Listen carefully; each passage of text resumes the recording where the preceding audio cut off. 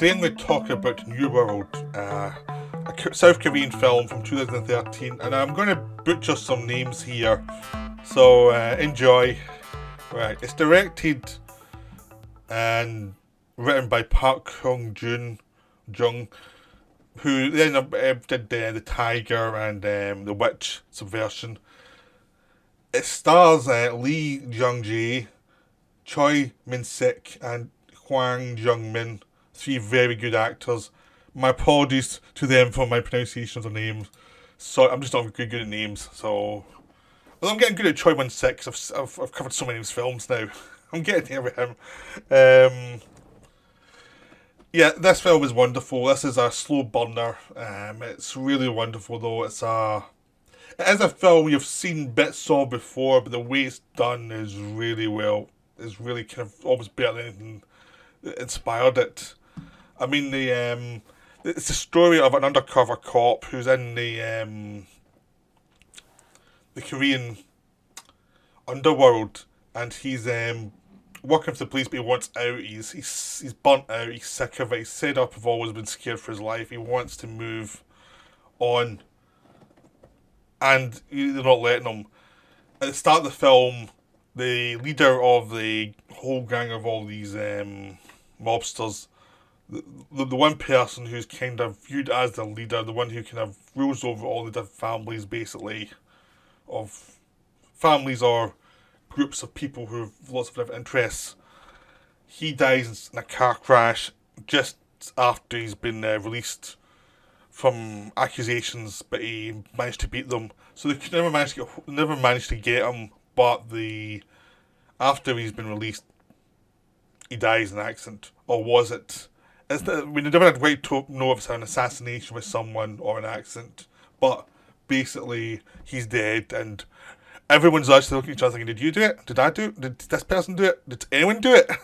Because it's one of those things. It could have been an accident. It could have been malice. No one's quite sure. It looks suspicious as hell, though. So I'd be very surprised if it wasn't someone trying to kill him. So you've got that situation, and you get the players coming in to actually try and take over the business. So you've got like three contenders, one of which is viewed as a lame duck because he was the second command, but he has never had much power for a while, and he's a bit too old. No one really thinks he's any teeth, so it's like, nah, you're not going to do it. Stay in your position, and we don't care.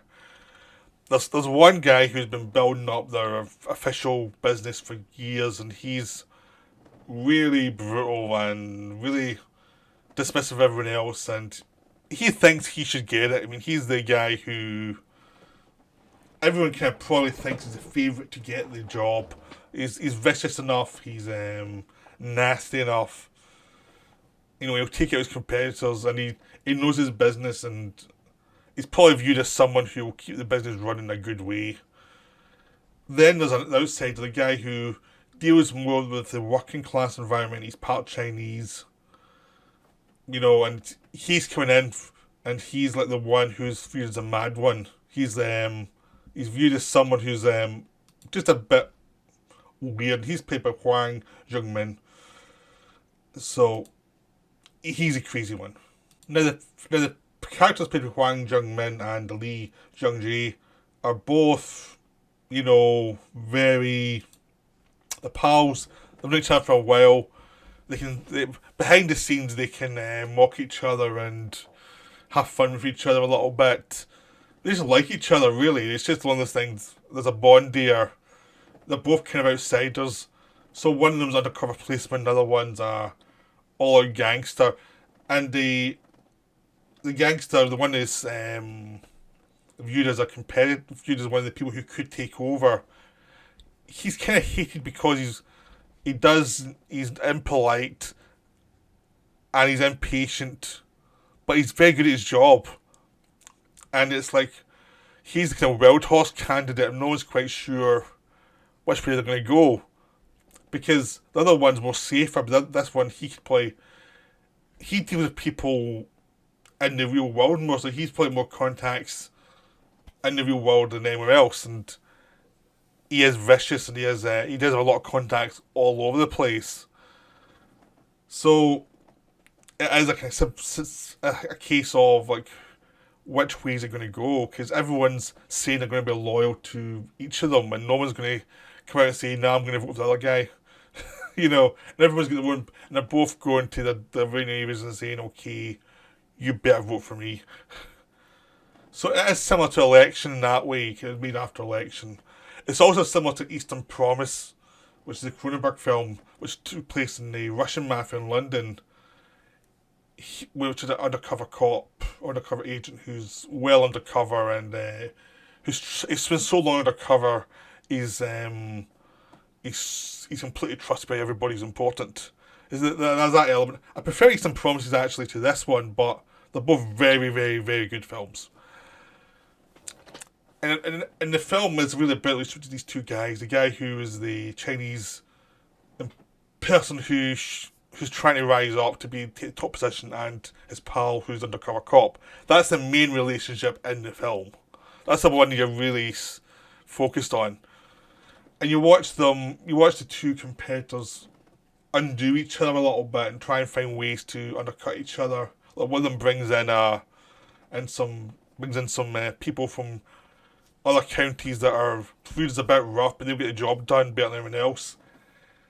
And you're just seeing how these two face off. But you've also got the police involved, led by Choi Min-sik, who's working for his bosses who want to influence the election a little bit in their own favour to make sure that they can control whoever gets in, and they can be back and forth so whoever gets in won't run ragged over Korea.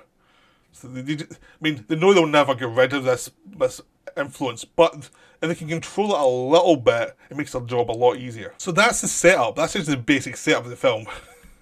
That's how complicated it is, and it's how all these relationships intermingle. Like how the cops abuse their inside man. There's more inside men in there as well. How the gangsters abuse each other, and it's very, very focused on the idea that yeah, the gangsters say they're loyal to each other, but they're really not. They're just liars. They're all basically in it for themselves, and they are really brutal about it.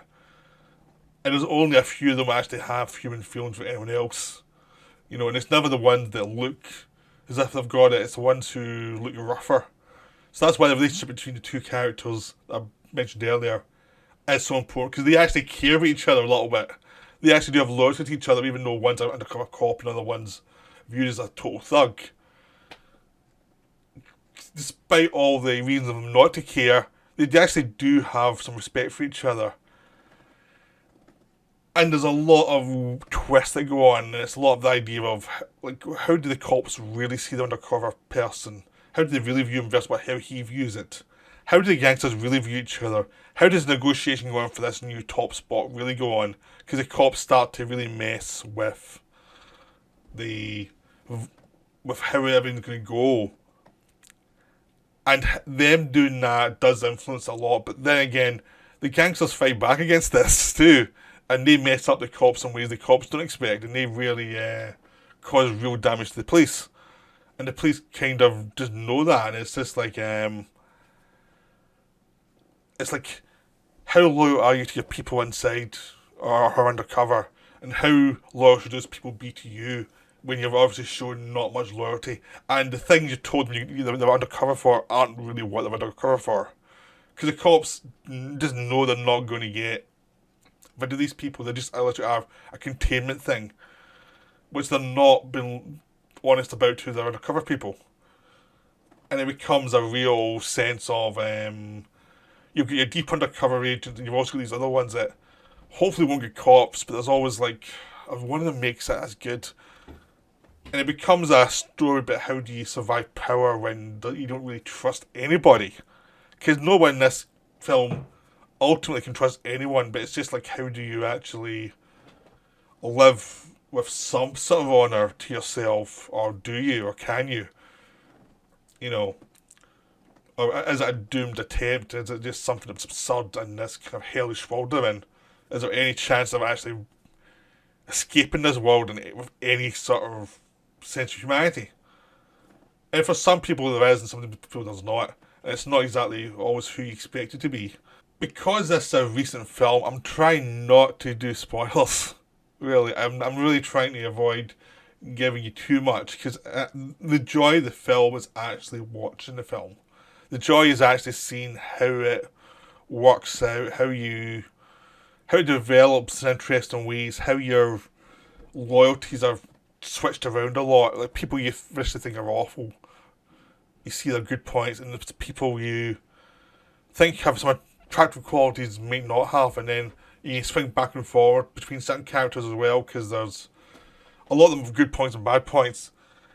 But the main thing is, it's so well written, so well acted. The acting's amazing in it. I mean, the acting is stunning throughout. But I mean, the two strong ones really are Huang Jung-min as the guy with Chinese passport coming in, and Lee Jung-jae as the undercover cop. They both of them give amazing performances because they have to cover so much. And a lot of time they've very little space to do it, but they really deliver the performances. It's just so well written and so well performed that you really feel for them. But even though they're sometimes doing stuff that you really is quite disgusting, and it's just this amazingly ambiguous relationship between you and the character you're watching. Because some of them are put in positions they didn't really want to be in, and some of them are pretty damned for decisions they didn't even make. And there's all sorts of manipulations around them. So they do have wonderful performances. I saw another film with these two actors in it as well a day after, which was Deliverance from Evil, where basically they've switched roles, where one of them was the guy who played the restrained character in the New World was playing the lunatic, and the guy who's playing the lunatic in New World was playing the restrained character. And it was not as good a film as New World, but it's still very enjoyable. And it's quite funny seeing the range of these actors just within a day of each other, where one of them's they're going completely different against what I'd seen in this film. And they're both wonderful in both films. So Deliverance from Evil was also a very good film. I'm going to leave you now, really, because I don't want to go into anything that could be viewed as spoiler. I just kind of gave you the rough idea of where the film was going. This is stuff you'd get in a trailer. But I don't want to spoil anything that's really wonderful. It's just a wonderful film. I'd highly recommend it. Just go see it. It's just great. Right, bye for now. I'll be back soon with another video.